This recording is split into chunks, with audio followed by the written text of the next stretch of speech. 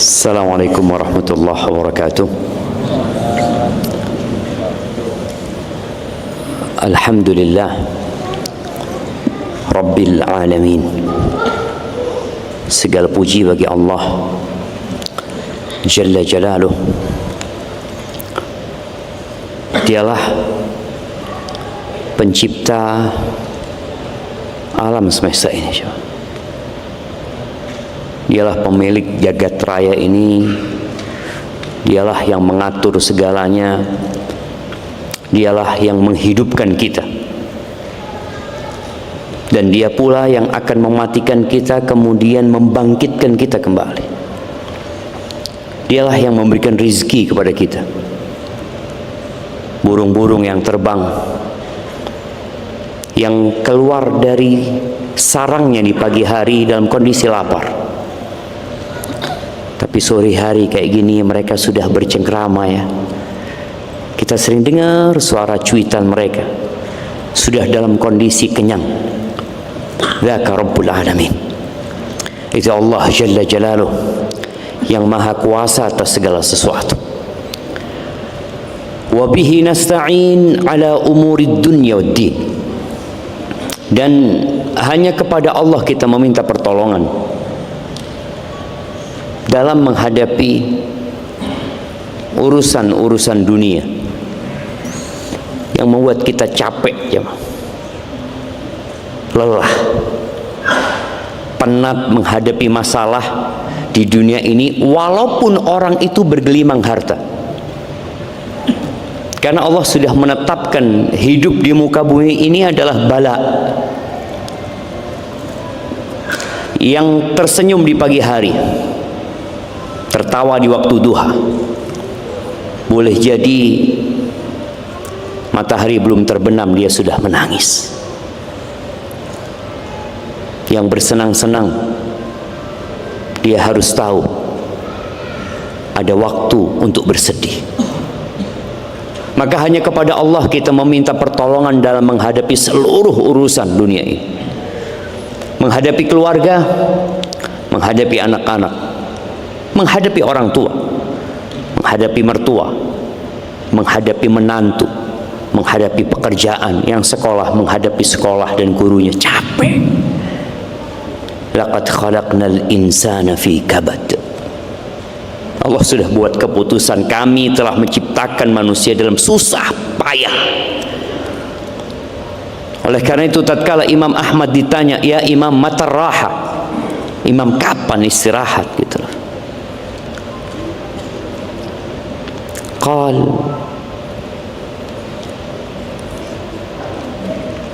fi awwali qadamin tadawha fil jannah. Istirahat itu ketika engkau meletakkan telapak kakimu yang pertama di surga, baru istirahat. Baru istirahat.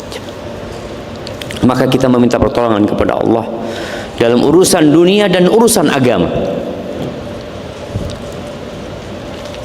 Ya, Allah menciptakan kita untuk mengabdi kepadanya. Salah satu bentuk pengabdian kita kepada Allah, hari ini kita datang ke rumah Allah Azza wa Jalla.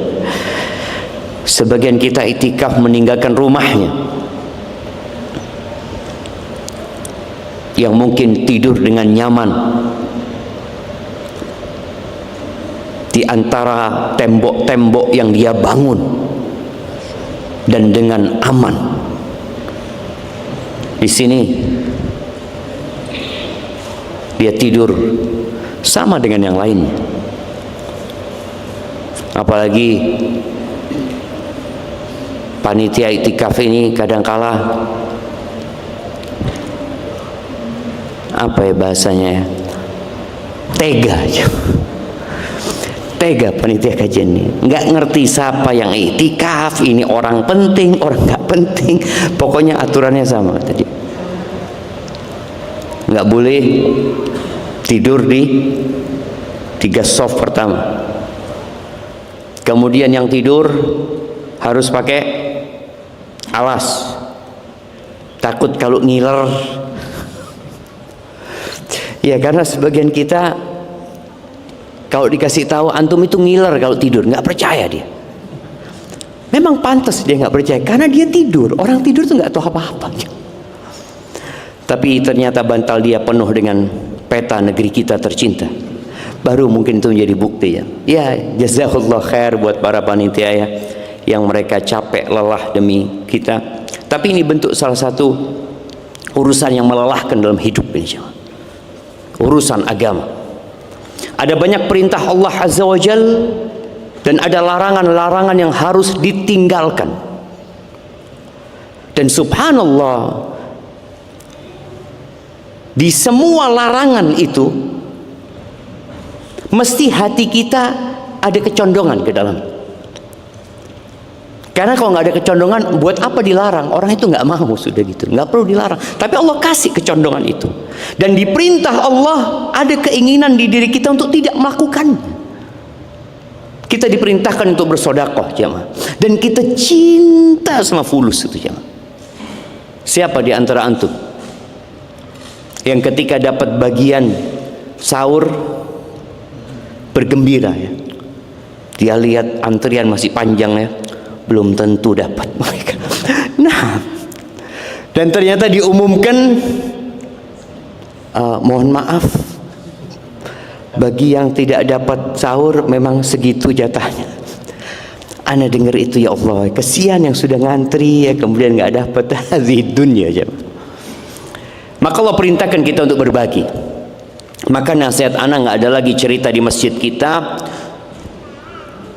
porsi berbuka itu, berbuka atau sahur itu kurang, nggak ada ceritanya. Kata Nabi alaihi salatu wassalam, ta'amul wahid lisnain. Makanan satu orang itu cukup buat dua. Tidak ada ceritanya antum, oh ini milik anak. Wallahi lillah mulkus samawati wal ard.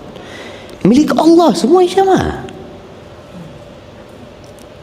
Maka perasaan memiliki itu harus kita kurangin sedikit demi sedikit.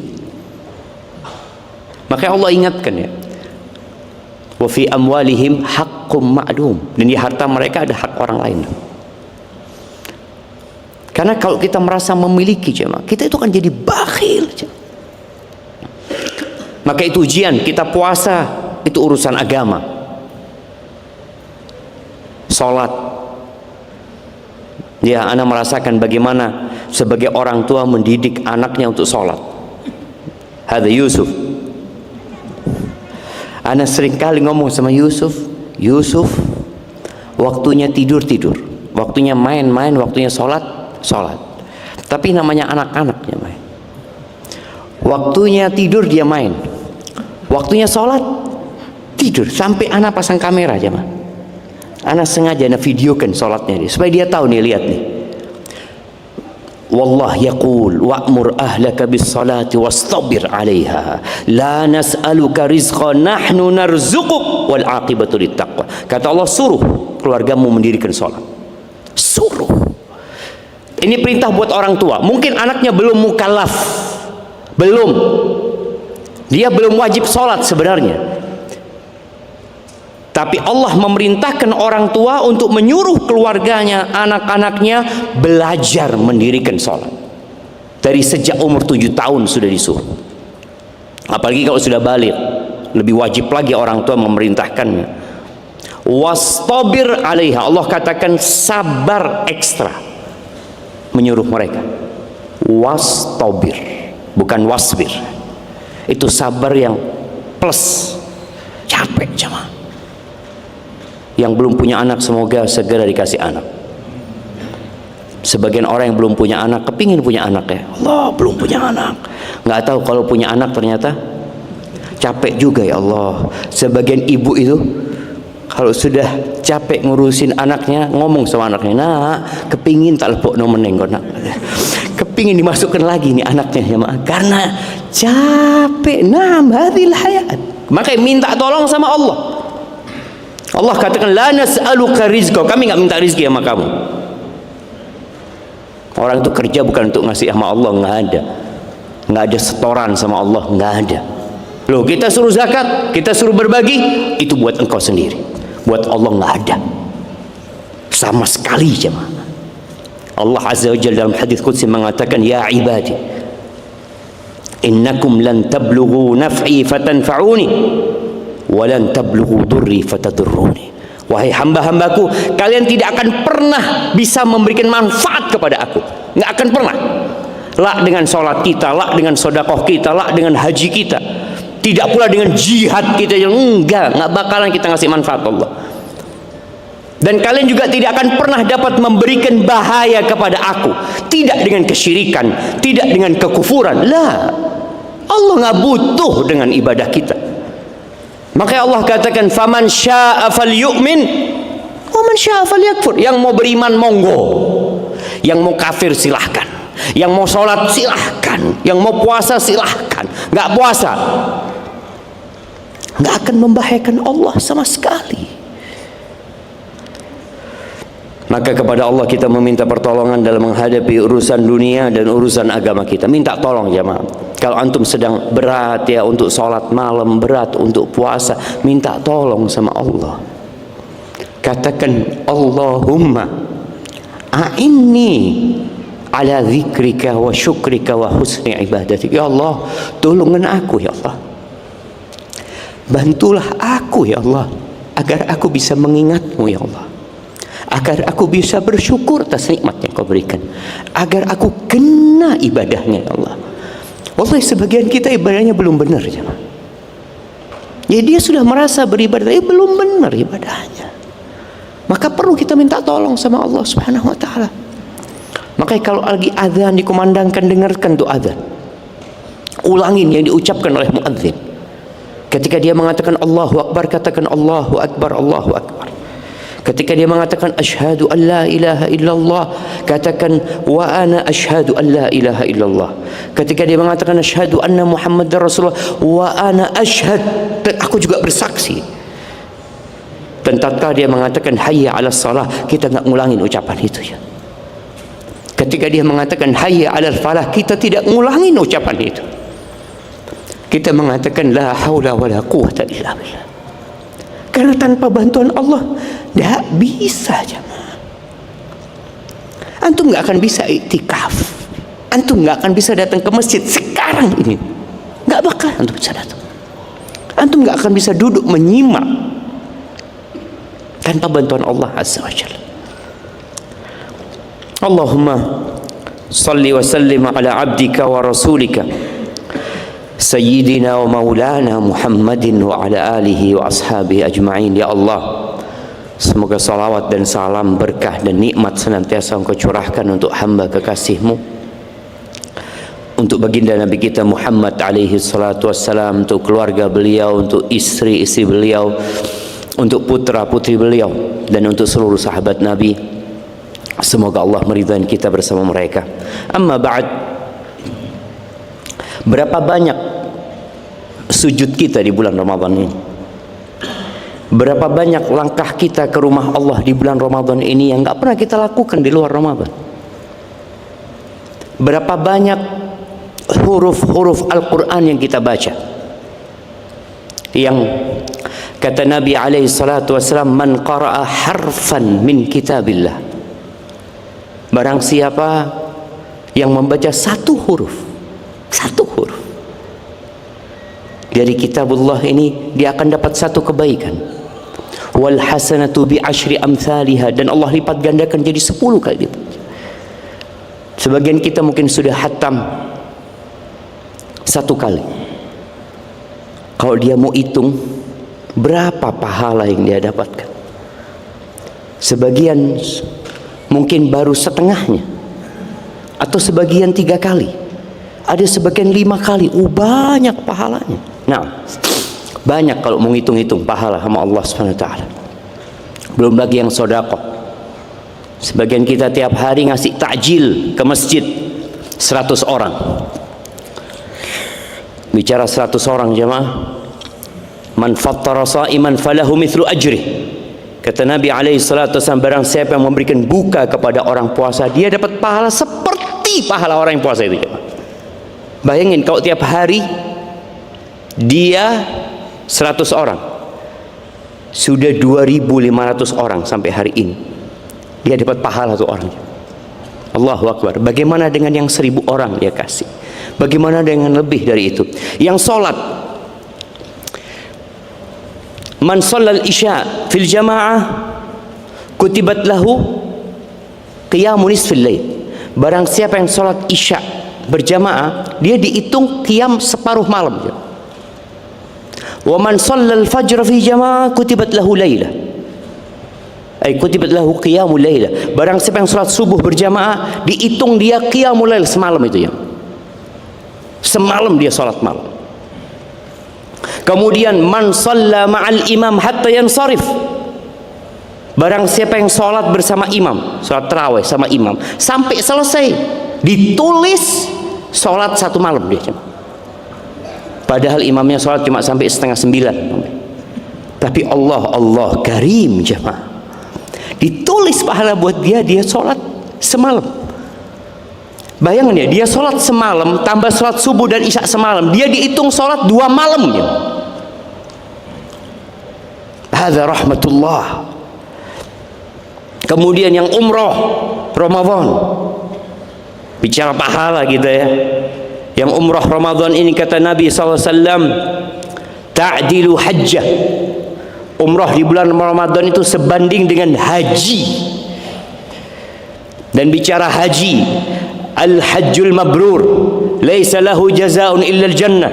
Haji yang mabrur, nggak ada balasan lebih pantas buat dia kecuali surga.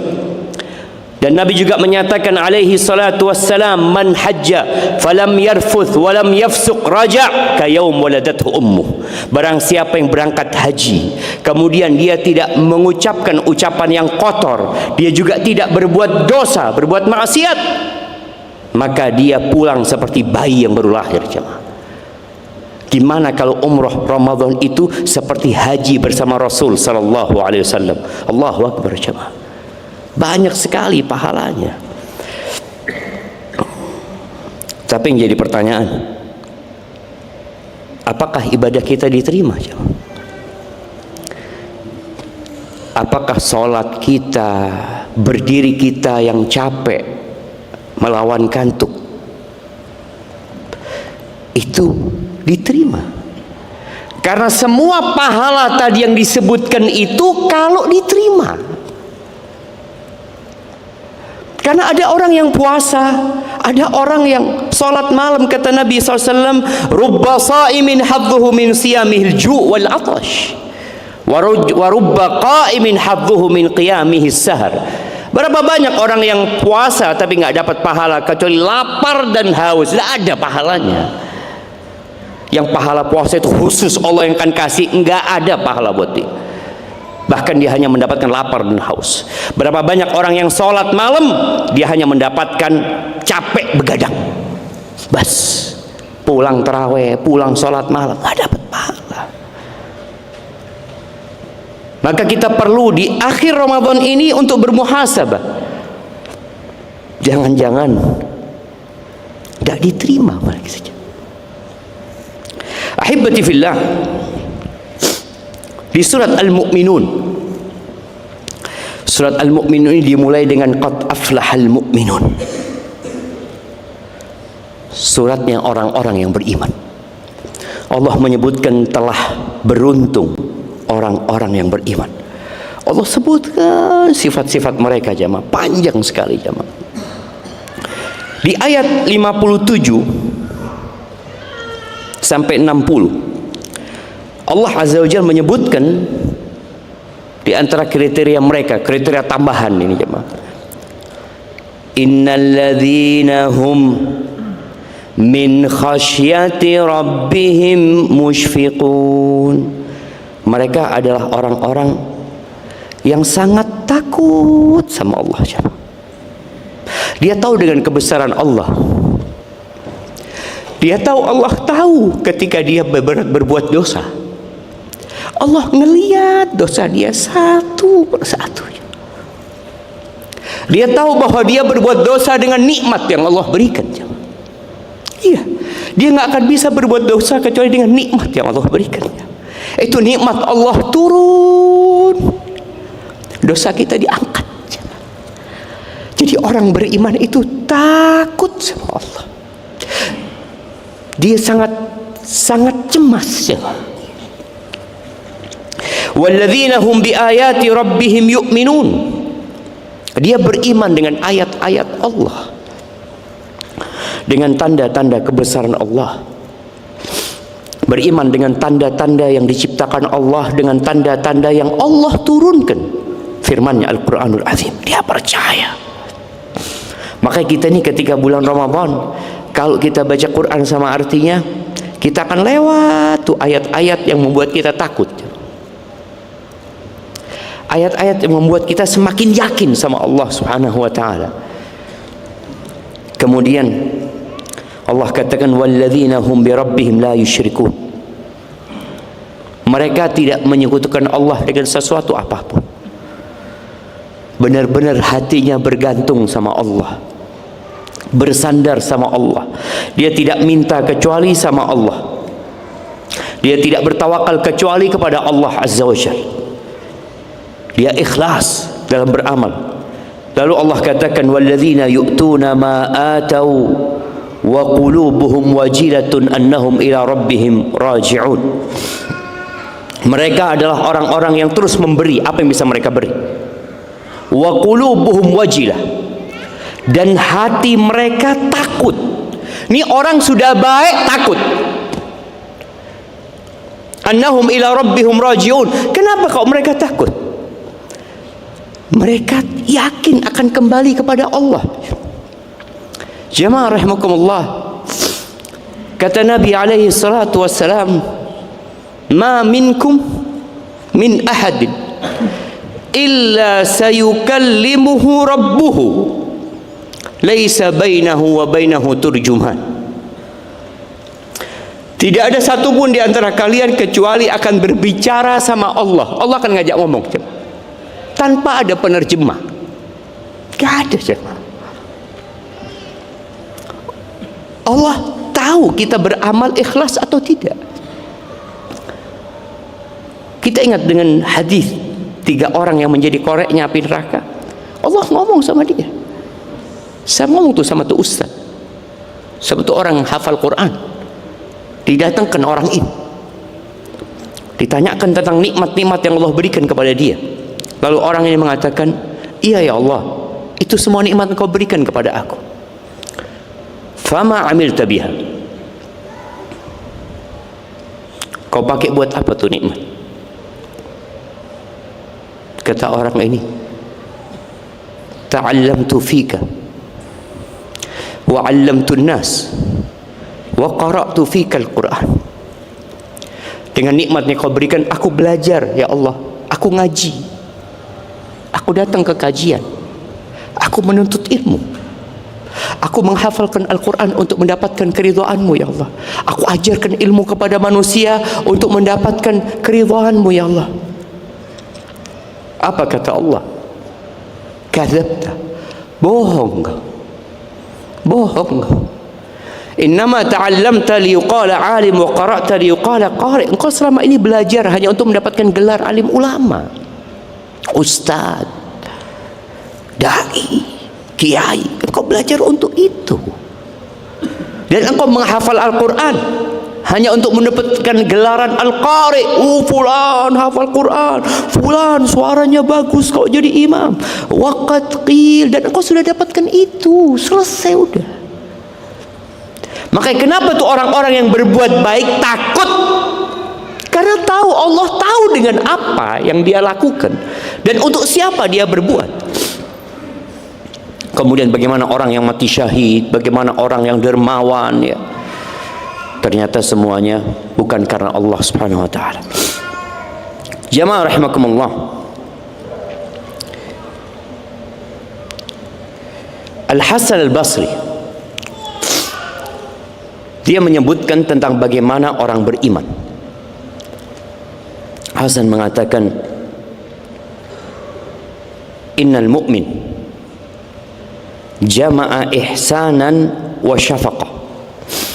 Orang beriman itu menggabungkan 2 hal. Amal soleh. Kena orang ini, dia puasa, dia sholat, dia sodako, dia berusaha menghindari dosa, plus takut takut nggak diterima, takut su'ul khatimah. Siapa yang jamin antum semua mati Islam? Siapa? Wallahi ada orang-orang yang mungkin dulunya di soft pertama, tahu-tahu sekarang nggak pernah lagi ke masjid, jemaah. Ada. Di masa Nabi alaihi salatu wasallam ada yang menuliskan wahyu buat Nabi alaihi salatu wasallam kemudian murtad, ada. Makanya al-mu'min ini dia berusaha beramal soleh dan takut, ada perasaan takut, takut nggak diterima, takut nanti su'ul khotimah, ada kekhawatiran, takut dicabut nikmat hidayah. Wal munafiq jama'a isa'atan wa amna. Orang munafik nih, kalau kamu ingin tahu ya tandanya orang munafik,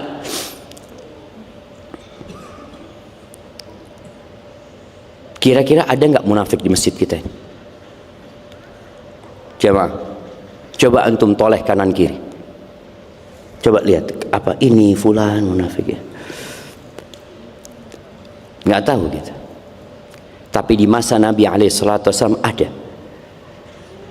Ketika Nabi SAW membacakan ayat-ayat itu, mereka dengar, mereka ada. Orang munafik itu jamaah isa'atan wa amna, wis amali ndak kena, merasa aman, ndak ada perasaan takut, ndak ada tangisan dia menyesali dosanya, nggak ada. Jadi orang munafik ini tandanya dia itu sholatnya kurang, puasanya kurang, ngajinya kurang, tapi merasa wis kena, merasa kayak orang paling apik. Itu orang munafik. Sedangkan mukmin terus takut. Aisyah radhiyallahu taala anha ketika turun ayat tadi, mereka adalah orang beriman, itu orang yang berbuat apa yang mereka lakukan, terus mereka takut. Aisyah bingung, apa mereka ini orang mukmin ini berbuat dosa kemudian takut gitu. Kata Nabi sallallahu alaihi wasallam, la yabnata siddiq, bukan orang yang mencuri. Dipikir ayat itu maksudnya orang yang mencuri, kan takut, dia takut dihukum nanti di akhirat ya. Kemudian orang yang berzina, orang yang minum khamar, pantaslah dia takut. Pikirnya Aisyah ayat itu berkaitan dengan para pelaku dosa. Kata Nabi SAW, la yabnata siddiq walakin, enggak, bukan itu maksudnya. Huwallazi yusalli wa yasumu wa yatasaddaq. Yang dimaksud dengan ayat ini adalah orang yang sholatnya rajin, yang puasanya tekun, yang suka bersodakoh, wahum yakhafun an la yutaqabbal minhum, tapi mereka takut amalannya nggak diterima sama Allah. Ulaika yusari'una fil khair, itu orang berlomba-lomba dalam kebaikan tapi takut. Ahibati fillah, Al-Imam Bukhari dalam kitab sahihnya, beliau menyebutkan sebuah bab yang judul babnya ini mengatakan babu khaufil mu'min an yahbita amaluhu wa huwa la yash'ur. Bab kekhawatiran orang beriman amalnya gugur, dia nggak merasa. Kan kita sekarang beramal ya, sholat, puasa, kita beramal.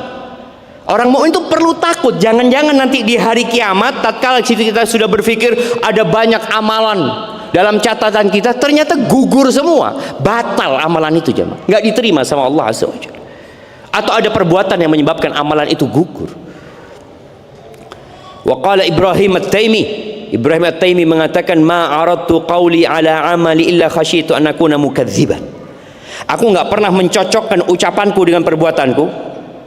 Ini omongan, ini perbuatan dicocokkan, kecuali aku takut kayaknya aku ini bohong, nggak sungguh-sungguh aku beramal ini. Kalau ngomong kena jamaah tentang ibadah, tapi ketika dicocokin kok kayaknya enggak ya. Nih kita nih di akhir Ramadan perlu mencocokkan ucapan kita dengan amalan kita. Bicara tadi, orang mukmin itu rajin beribadah, tekun, soleh, tapi takut. Orang munafik pas-pasan amalannya, dosane akeh, tapi merasa amanlah, Allah Maha Pengampun, Allah Maha Pengasih. Itu tuh yang membunuh 99 orang plus 1, oh masih diampuni. Aku masih 2 yang aku bunuh. Wih, bahaya jemaah, orang-orang kayak gitu. Kata Ibn Abi Mulaikah, seorang tabi'in, dia mengatakan, adraktu salasin min ashabin Nabi sallallahu alaihi wasallam. Aku pernah berjumpa dengan 30 sahabat Nabi. Kan tabi'in itu yang melihat sahabat dalam kondisi beriman, walaupun satu disebut tabi'in, ketemu dengan sahabat. Ini ketemu sama 30 sahabat. Kata dia, kulluhum yakhafun nifaqa ala nafsih.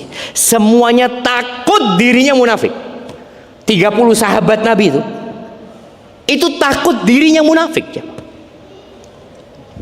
Ma minhum ahadun yaqul, nggak ada satupun di antara mereka yang mengatakan imanku seperti imannya Jibril, seperti imannya munafik. Nggak ada. Itu para sahabat yang soleh. Bukan sahabat itu, ada sahabat senior ya, ada junior yang mungkin ketemu Nabi SAW ketika dia masih kecil ya. Kata Al-Hafidh Ibnu Hajar dalam kitabnya Fathul Bari menyebutkan siapa sih sahabat yang dijumpai sama Ibn Abi Mulaikah. Dia sebutkan Aisyah, istrinya Nabi SAW, wa ukhtuha Asma, dan Asma binti Abu Bakar. Asma ini rajin ibadah, rajin sodakoh, sama Aisyah ini bersaing kalau urusan sodakoh. Aisyah ini puasanya puasa dahar, dia puasa sepanjang tahun kecuali di hari-hari yang dilarang. Sodakohnya Aisyah apa aja dapat fulus dibagikan. Sampai pernah Aisyah ini dihajar sama keponakannya, sama Abdullah bin Zubair. Abdullah bin Zubair ini anaknya Asma.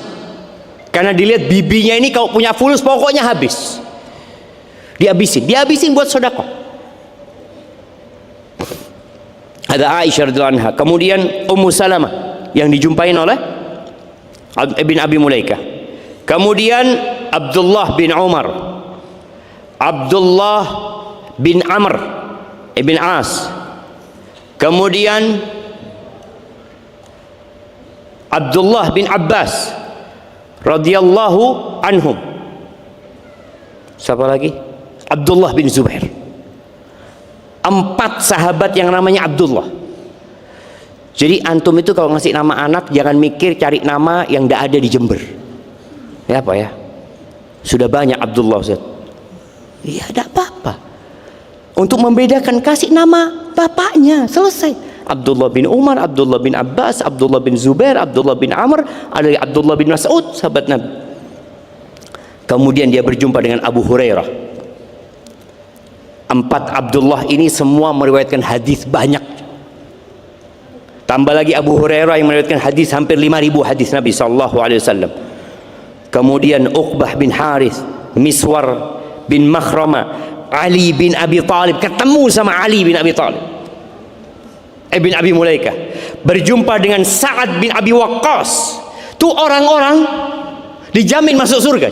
Ali bin Abi Talib, Sa'ad bin Abi Waqqas, istri-istri Nabi tadi akan jadi istri Nabi kelak di surga. Ternyata semuanya takut, tertimpa kemunafikan. Bukan mereka terjebak dalam kemunafikan, enggak, tapi mereka takut dan khawatir. Jemaah, rasa takut ini penting untuk mengantarkan kita kepada istighfar nanti.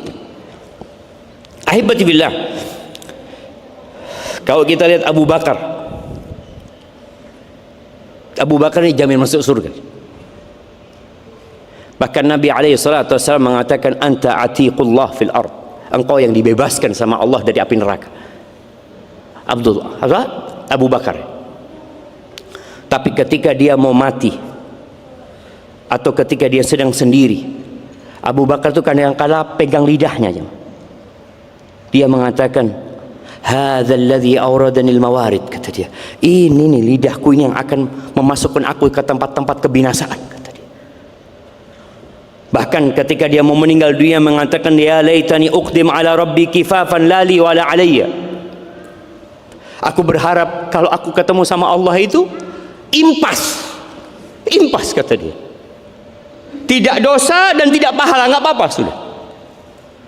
Bayangkan orang kayak Abu Bakar takut ya. Sebagian kita kadang-kala kalau duduk itu mulai mengingat kebaikan-kebaikan dia. Oh, saya sudah umroh, saya sudah haji, saya sudah sedekah, saya sudah bangun masjid, saya sudah bangunkan rumah buat janda, saya memberikan santunan. Subhanallah, ini Abu Bakar dia berpikir kalau impas aku sudah cukup, kata dia. Itu karena takutnya dia kepada Allah Azza wa Jalla. Umar bin Khattab radhiyallahu taala anhu, yang kalau setan lewat itu bukan setan lewat, kalau Umar lewat, setan itu cari jalan lain yang dia dijamin masuk surga. Plus sudah ada istananya di surga, punya Umar bin Khattab. Nabi SAW bermimpi, beliau mengatakan, aku bermimpi masuk surga, aku melihat istana yang warnanya putih gitu. Ada perempuan di sana atau ada orang di sana. Nabi tanya SAW, liman hadzal qasr, katanya. Punya siapa istana ini? Kata punyanya Umar, kata dia. Itu Nabi SAW langsung pergi karena tahu Umar ini pencemburu. Ketika Rasulullah SAW cerita kepada Umar bin Khattab, Umar berkata, ya Rasulullah, masa aku akan cemburu kepadamu ya Rasulullah? Itu Umar ketika Nabi SAW meninggal dunia, dia datang ke Hudzaifah ibnul Yaman. Hudzaifah ibnul Yaman ini satu-satunya sahabat yang dikasih list namanya orang-orang munafik. Dia pegang tuh list, fulan. Abu Bakar nggak tahu, Ali nggak tahu, Utsman nggak tahu, Umar nggak tahu. Hanya Hudzaifah bin Yaman. Ketika Nabi SAW meninggal dunia, dia datang kepada Hudzaifah. Ya Hudzaifah, anshuduka billah. Hudzaifah, aku minta dengan nama Allah. Asammani minhum. Apakah Nabi SAW menyebutkan namaku termasuk munafik? Umar takut, radhiyallahu ta'ala anhu. Kalau Umar takut, gimana dengan kita jemaah? Gimana dengan kita? Ahibati fillah, kalau bicara syarat diterimanya amalan, insyaallah sudah maklum. Dua syarat. Yang pertama, ikhlas dan sesuai dengan tuntunan Rasulullah SAW, al-mutabah. Semoga ibadah yang kita lakukan sudah sesuai dengan tuntunan Rasul SAW. Puasa kita, salat kita, sedekah kita. Adapun berkaitan dengan ikhlas, maka nggak bisa antum datang ke ustaz menanyakan. Kalau sesuai dengan sunnah, antum bisa tanya, Ustaz, ana sholat kayak gini, bener nggak Ustaz? Oh nggak, salah. Contohnya, ini orang sholat witir 2 kali. Sholat witir taraweh, sholat malamnya witir lagi. Nggak boleh, nggak ada witir 2 kali. Seharusnya witirnya sekali. Bisa ditanyakan kepada ustaz. Zakat fitrah, umpamanya kemarin Ustaz Yasir sudah menjelaskan. Zakat fitrah itu 1 sok berapa liter? 3,3 liter kira-kira. Kalau beras mungkin. Tahu antum mengeluarkan cuma 2 liter. Oh, tahu kita. Oh enggak bisa. Enggak benar nih. Bisa ditanyakan ke Ustaz. Atau orang tanya sama Ustaz, Ustaz, anak itu telat bangunnya Ustaz, tidak sahur. Anak lihat sudah jam 6. Ya, terpaksa anak minum Ustaz. Takut tidak kuat Ustaz, kata dia. Iya. Tidak puasa berarti antum harus ganti. Itu bisa ditanyakan ke Ustaz. Tapi kalau ikhlas antara antum sama Allah SWT, apa sih yang antum harapkan dari amalan itu? Ahibati fillah, berkaitan dengan diterimanya amalan ini, Syekhul Islam rahimahullahu ta'ala mengatakan, wa inda ahli sunnati wal jamaah, dan menurut ahli sunnah wal jamaah, yutaqabbalul amalu mimman ittaqallah fihi, amalan itu akan diterima ketika orang ini bertakwa kepada Allah di amalan itu. Salat, di salatnya dia bertakwa kepada Allah. Allah kan mengatakan jalla jalalu, innama yataqabbalullah minal muttaqin, Allah hanya menerima dari orang-orang yang bertakwa. Ketika orang ini bertakwa kepada Allah di salatnya, maka salatnya akan diterima insyaallah. Fa'amilahu khalisan lillah muwafiqan li amrillah, itu amalan itu dia kerjakan ikhlas dan sesuai dengan tuntunan. Famanittaqahu fi amalin taqabbalahu minhu, barang siapa yang bertakwa kepada Allah di amalan tersebut, insyaallah Allah terima amalannya. Wa in kana asiyan fi ghairihi, walaupun dia punya dosa di tempat lain. Kenapa ini perlu dijelaskan? Karena ada orang yang puasa tapi tetap berbuat dosa. Ada orang sholat tetap berbuat dosa. Lalu kata orang, wis tidak usah sembahyang, wis dia pancet dosa kok ngono. Disuruh berhenti dia berbuat ibadah, enggak boleh. Kalau dia bertakwa kepada Allah di amalan itu diterima insya Allah. Walaupun di bab lain dia mungkin berbuat dosa, punya dosa. Siapa yang enggak berbuat dosa, jamaah? Wa man lam yattaqi fihi lam yutaqabbal minhu. Dan barang siapa yang tidak bertakwa kepada Allah di amalan itu, maka enggak akan diterima. Walaupun dia di amalan lain dia taat. Orang ini haji loh, belum tentu puasanya orang haji diterima. Belum tentu puasanya orang yang sholat diterima, belum tentu. Karena semua amalan itu sendiri-sendiri, jamaah. Walaupun nanti akan ada yang namanya penggugur amalan nanti. Ketika orang melakukan kesyirikan, semua amalannya bakal gugur. Tapi ada yang peramalan. Ketika dia riak di sholatnya, tapi nggak riak di puasanya, ya puasanya diterima, sholatnya nggak diterima. Sodakoh gitu, dia umpamanya sodakoh 100 juta riak, sodakoh 2000 ikhlas, yang 2000 tetap diterima. Bukan gara-gara yang riak itu kemudian yang 2000 ditolak, enggak. Ahibati fillah, maka jangan pernah meremehkan amalan sekecil apapun. Di bulan Ramadan ini tidak semuanya punya harta buat berbagi. Waktu Ustadz Sabil kajian menjelaskan bahwasanya sedekah itu ada 3 macam. Ya, ini pertanyaan pertama. Sedekah itu ada 3 macam. Ada kuis buat yang umum. Sedekah itu ada 3 macam. Nah, siap, fadhal. Sedekah dengan harta, dengan manfaat, sedekah dengan manfaat, sedekah dengan akhlak. Nah, kasih hadiahnya, masya Allah, barakallahu fikum. Iya, sedekah dengan harta itu yang paling utama kalau kita punya harta. Tapi sebagian kita nih, sebagian mahasiswa, gimana mau sedekah sama harta, Ustaz? Kita mau pulang aja nggak bisa, kontrakan nunggak, maafi fulus. Tapi ada yang kedua, sedekah dengan manfaat. Kita bantu orang bagi, berbuka. Antum lihat orang angkat air, antum bawa air. Antum ngambilkan air buat jamaah yang sholat di shaf pertama ngasih. Padahal ini air bukan punya antum.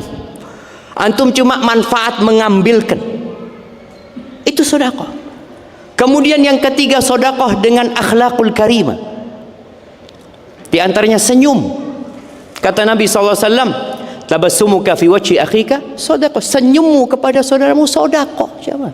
Maka tolong antum nih yang di sini di masjid, antum sudah saling kenal kanan kiri ini? Enggak juga, siapa? La fulu sedekah wala manfaat. Senyum enggak? Sama temannya di sebelahnya? Sini siapa? Coba antum kenalan dulu, baru kita lanjutkan jemaah. Nah, fadhal. Yang belum kenalan senyum ahlan, siapa namanya? Nih bentuk antum itu akhlaknya kurang, duduknya berjauhan. Itu sudah. Antum nggak mau dekat sama saudaranya, mau kenalan aduh jauh, nggak perlu kenalan kata dia. Allah yahdikum jemaah. Semoga Allah kasih hidayah buat antum. Nah, maka kalau kajian tuh duduknya yang rapat ya, rapat duduk supaya kita bisa sedekah dengan senyuman. Ketika antum salaman sama saudara antum, wallah jemaah, dosa-dosa antum berjatuhan. Tapi kita kadang-kala meremehkan amalan. Meremehkan. Nabi SAW mengatakan, la tahqiranna minal ma'rufi syai'an. Jangan meremehkan kebaikan sedikit pun. Dan amalan itu walaupun sedikit, tapi kalau diterima sama Allah, maka jangan ditanya balasannya. Nabi SAW menceritakan tentang seekor anjing. Bainama kalbun yutifu birakiyatin kada yaqtuluhu al-atash. Suatu hari ada seekor anjing yang sedang muter-muter di sumur, kehausan. Dia menjulurkan lidahnya sampai pasir itu, dia jilatin kehausan dia. Idra'athu baghiyun min baghaya bani Israel fanaza'at muqaha fasaqathu faghufira laha bihi.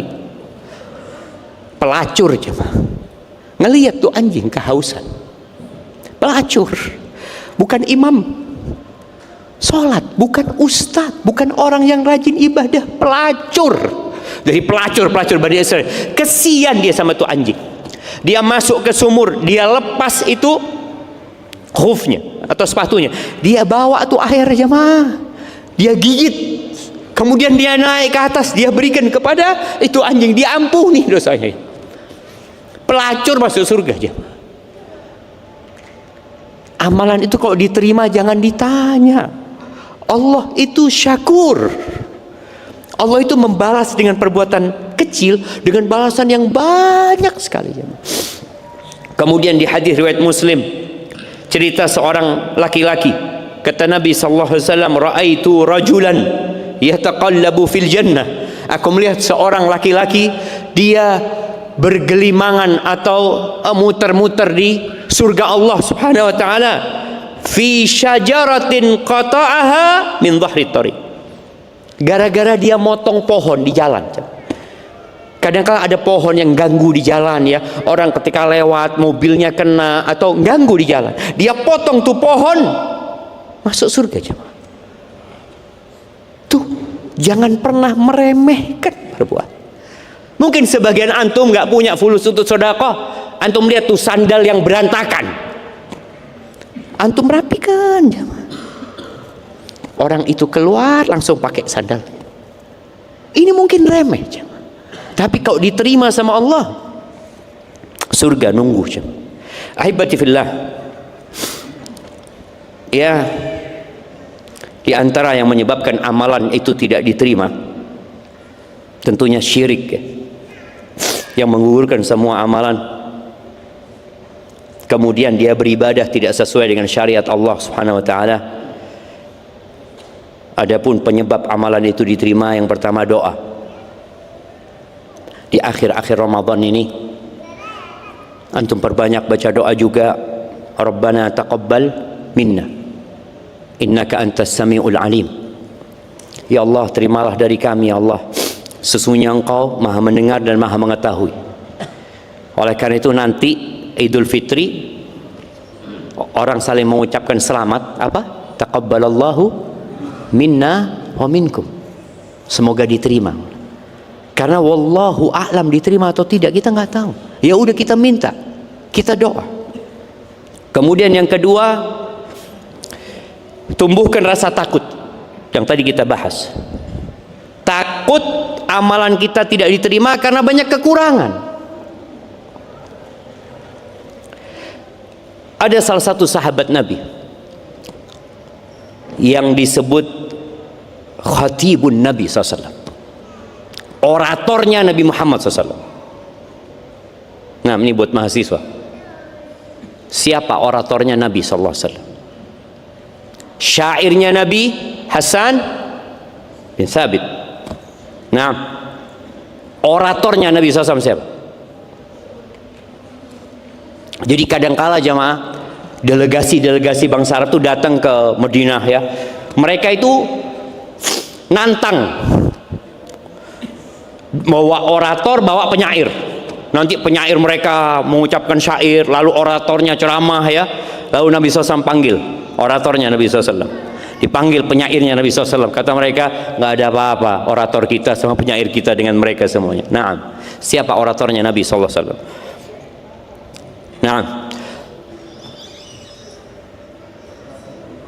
Thabit ibn Qais ibn Syammas. Nah, kasih hadiahnya. Masya Allah. Nah, kasih Nasir. Thabit ibn Qais bin Syammas ini nggak ke masjid, nggak kelihatan sama Nabi SAW. Di mana Thabit ini? Akhirnya Nabi SAW kirim orang, coba cari tahu ya. Cari tahu Thabit ini di mana kok nggak ada. Lalu sahabat mengatakan, ana a'lamu laka ilmahu ya Rasulullah, aku akan cari berita tentang dia. Keluar dari masjid dicari tahu, ternyata ada di rumahnya. Nangis Thabit ini, nangis dia. Faqala ma bika ya Thabit, ada apa sama engkau ya Thabit? Kata Thabit, syarr, ada kejahatan sama aku, kata dia. Ada kejelekan sama aku, ada keburukan sama diriku. Wa ayyu syarr, keburukan apa? Kata dia. Qad habita amali, amalanku gugur semuanya, kata dia. Allah berfirman, kata dia, ya ayyuhalladzina amanu la tarfa'u aswatakum fawqa sautin nabi wa la tajharu lahu bil qawli ka jahri ba'dikum li ba'din an tahbata a'malukum wa antum la tash'urun. Allah mengatakan, wahai orang-orang beriman, jangan kalian mengangkat suara kalian di atas suara Nabi sallallahu alaihi wasallam. Jangan keras-keras kau ngomong seperti ngomong sama orang lain, kau ngomong sama Nabi sallallahu alaihi wasallam, karena itu bisa menyebabkan amalan kalian gugur, kalian nggak merasa. Dan Thabit ini suaranya keras, dia khatib, dia orator, sama keras suaranya dia. Dia lalu mengatakan, wa ana qad yartafi'u sauti ala sautin Nabi SAW. Suaraku kadang-kala lebih tinggi dari suara Nabi SAW. Aku takut amalanku gugur. Akhirnya orang ini kembali menjumpai Nabi SAW, dikasih tahu ada apa sama Thabit. Lalu Nabi SAW mengatakan kepada orang ini, ud ilaih, engkau kembali jumpai Thabit. Wa qul lahu innaka lasta min ahli nar walakinnaka min ahli jannah. Sampaikan kepada dia, engkau bukan penghuni neraka, engkau penghuni surga. Bayangin jemaah. Jadi kita perlu menumbuhkan rasa takut. Jangan-jangan amalanku gugur gitu loh. Jangan-jangan nggak diterima amalanku. Ketika orang merasa kurang, maka dia akan banyak istighfar, akan mohon ampun sama Allah Azza wa Jalla. Di surat Al-Baqarah ayat 199, Allah menceritakan di awal-awal surat itu, di awal ayat ini 195 mungkin ya, cerita tentang haji. Bagaimana orang yang berangkat haji? Puncak ibadah haji itu apa? Wukuf di Arafah. Dan kita tahu tadi pahala haji seperti apa. Ketika orang itu selesai wukuf, mereka akan meninggalkan Arafah untuk menuju ke Muzdalifah. Selesai sudah, seakan-akan hajinya sudah selesai. Karena yang lainnya bisa dikerjakan menyusul. Allah Azza wa Jalla mengatakan, "Tsumma afidhu min haitsu afadhan nas." Bertolaklah kalian dari tempat orang itu bertolak. Dari Arafah. Wastaghfirullah. Innallaha ghafurur rahim. Kalian beristighfarlah, mohon ampun kepada Allah. Sesungguhnya Allah itu Maha Pengampun, Maha Pengasih. Subhanallah jemaah. Ana ketemu dengan jemaah haji dari Bondoso, rahimahullah. Dia ketika sampai Madinah, dia tanya sama Ana, "Ustadz, Ana mau tanya Ustadz, bukankah orang yang haji itu pulang seperti bayi yang baru lahir? Tapi kenapa Allah suruh kita istighfar Ustaz ya? Istighfar dari dosa yang mana Ustaz?" Dia dengan polosnya mengatakan itu. Maka di sini kita perlu tahu, selesai sholat kita ngomong apa? Astagfirullah jemaah. Karena tadi ada banyak kekurangan. Kita itu diciptakan kullu bani Adam khata. Semua anak Adam berbuat salah dan banyak salahnya. Maka di antara doa istiftah itu apa? Allahumma ba'id baini wa baina khataayaya kama ba'adta bainal masyriqi wal maghrib. Bayangin ya, kita memulai sholat, kita mau buka beribadah kepada Allah, yang kita minta Allahumma ba'id baini wa baina khataayaya, ya Allah jauhkan aku dari dosa-dosaku. Tadi waktu subuh antum baca, zuhur antum baca, asar antum baca. Terus kita minta sama Allah supaya dijauhkan dari dosa. Dan ini menjadi sebab diterimanya amalan juga jemaah. Kita merasa ada kekurangan, maka istighfar, perbanyak istighfar. Dan sepertiga malam akhir. Sepertiga malam akhir itu waktunya orang-orang soleh ya. Sholat, berdoa. Ketika masuk waktu sahur, apa kata Allah tentang mereka? Allah mengatakan, kanu qalilan minal laili ma yahja'un wa bil ashari hum yastaghfirun. Mereka adalah orang-orang yang kalau malam itu tidurnya sedikit. Dan alhamdulillah yang iktikaf atau yang di rumah pun Ramadan ini berusaha mengurangi tidur. Iya, malam itu tidurnya sedikit. Dan di waktu sahur selesai dia ibadah, selesai dia sholat ya, wabil ashari hum yastaghfirun, mereka istighfar. Maka antum kalau habis sahur itu manfaatkan waktu untuk istighfar. Di antara bentuk istighfar itu baca apa? Allahumma innaka afuwun tuhibbul afwa fa'fu anni. Itu juga minta ampun sama Allah, bentuk minta maaf sama Allah. Maka jangan sampai habis sahur ya antum ngobrol. Karena sering lihat kadang-kadang jamaah ini habis sahur di masjid ini masih ngobrol ya, menikmatin makan minum sampai titik darah penghabisan. Jadi air itu di tangannya jemaah. Dilihat udah muadzin. Pas muadzin maju dia minum dulu. Subhanallah jemaah. Nabi SAW boleh antum minum sampai titik darah penghabisan, tapi tolong manfaatkan waktu untuk beristighfar. Taib. Tanda diterimanya amalan. Kalau tadi sebab diterimanya amalan, tandanya apa? Para salafus saleh menyebutkan ya, kebaikan itu akan melahirkan kebaikan. Sebagaimana dosa itu akan memanggil antum untuk berbuat dosa. Jadi jangan antum berbuat dosa kemudian mengatakan enggak lah, anak cuma satu dosa ini. Dosa itu akan manggil antum untuk dosa yang kedua, dosa yang ketiga, yang keempat. Begitu pula kebaikan. Ketika antum masuk ke dalam ketaatan, insya Allah akan bisa melakukan ketaatan yang lain. Jadi kalau kita di bulan Ramadan ini, nanti di Syawal umpamanya kita semakin taat. Jadi perbandingannya bukan dengan Ramadan ya, perbandingannya dengan sebelum Ramadan. Jadi kalau sebelum Ramadan, ana sebelum Ramadan nggak pernah ngaji, Ustaz. Alhamdulillah Syawal ana tetap jaga ngajinya, Ustaz. Alhamdulillah ana tetap, walaupun nggak kayak Ramadan, Ustaz. Kalau Ramadan 1 hari 1 juz, alhamdulillah ana Syawal 1 hari 1 halaman. Alhamdulillah.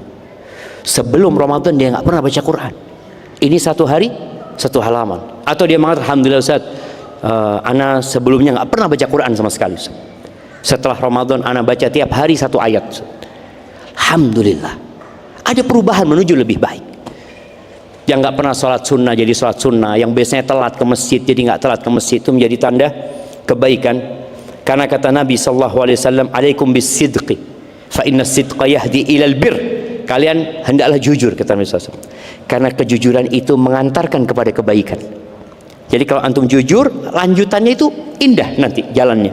Wa innal birra yahdi ilal jannah, kebaikan itu akan mengantarkan ke surga Allah Subhanahu wa taala. Kemudian yang terakhir nih, merasakan lezatnya ibadah. Antum sudah merasakan enggak lezatnya ibadah di 10 hari terakhir ini? Ada orang yang 10 hari terakhir ini, ya Allah, kapan rioyoan yo? Suwi. Ada yang kalau bahasa Maduranya itu asrawan jemaah. Kuki abid dia, ya Allah. Berseru ya. Berseru dia. Hati-hati jemaah. Karena tanda diterimanya amalan itu dia merasakan nikmat. Nabi SAW mengatakan kepada Bilal, "Qum ya Bilal fa'arihna bis shalat." Bilal, bangun Bilal, bikin kita istirahat dengan salat ini. Syekhul Islam Ibn Taimiyah rahimahullahu taala mengatakan, "Idza lam tajid lil amali halawatan fi qalbik wa insyirahan," kalau engkau dalam amalan yang kau kerjakan tidak merasakan halawah, kelezatan manis ya ma, kelezatan ibadah itu nggak merasakan, tidak pula lapang dadanya, fattahimhu, maka engkau perlu curigai amalan, perlu dicurigai. Ojo-ojo tidak diterima amalan. Kenapa? Fa inna Rabba ta'ala syakur. Allah itu syakur. Allah itu maha berterima kasih. Tadi syakur itu membalas amalan yang sedikit dengan balasan yang besar sekali. Itu pelacur cuma ngasih minum jamaah, ngasih minum anjing, diampuni dosanya, dikasih hidayah, petunjuk, masuk surga Allah Azza wa Jalla. Tuh orang cuma motong dahan pohon di jalan, cuma itu yang dia kerjakan. Allah itu syakur. Maka tadi kalau antum beramal kemudian tidak merasakan kelezatan dalam amalan itu, maka perlu kita curigai. Jangan-jangan ya tidak diterima amalannya. Coba antum mulai bermuhasabah ya. Orang itu dikasih pahala kok nggak mau. Lailatul Qadar itu lebih baik dari 1000 bulan. Di malam-malam ini antum akan lihat pasar itu rame, macet. Orang mau itikaf di Masjid Jami. Pernah ngeliat antum? Pernah ngeliat Jember macet karena orang mau itikaf di Masjid Jami? Macetnya kemana? Ke pasar. Allah mengatakan Lailatul Qadri khairun min alfi syahr. Ini satu malam Lailatul Qadar lebih baik dari 1000 bulan. Orang masih mikir perutnya, masih mikir bajunya, masih mikir ngobrolnya. Nabi SAW ketika masuk 10 hari terakhir, istrinya ditinggal. Istrinya ditinggal. Halal istrinya ditinggal sama Nabi SAW. Enggak. Tapi kadang-kala kita ini merasa berat, nggak merasakan lezatnya ibadah. Bahkan tiap hari yang dilihat, kapan Id ya? Terus Id datang jamaah. Seharusnya kita yang dihitung itu adalah hitung Lailatul Qadar ini. Boleh jadi besok, boleh jadi terus jamaah. Id datang insyaallah jamaah. Barakallahu fiik. Itu mungkin yang dapat ana sampaikan. Tinggal satu hadiahnya. Oh, buat akhwat hadiahnya. Taib, buat akhwat, siapa nama tabi'in yang berjumpa dengan 30 sahabat? Nah,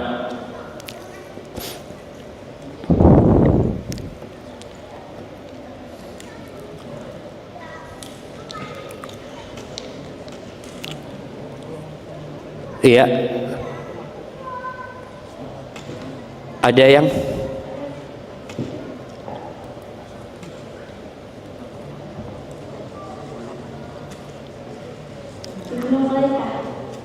Ibnu